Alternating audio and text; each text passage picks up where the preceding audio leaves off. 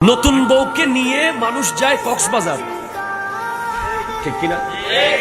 কেউ যায় মালয়েশিয়ায়, কেউ যায় দুবাইয়ে, কেউ যায় সিঙ্গাপুর। আর তুরস্কের দম্পতি দেখতেছি নতুন বউ নিয়ে গেছে গাড়ে হেরায়। আমি ওনাদেরকে আরবিতে জিজ্ঞেস করলাম, লিমাযা হাযা সফর আনতা জাদীদ।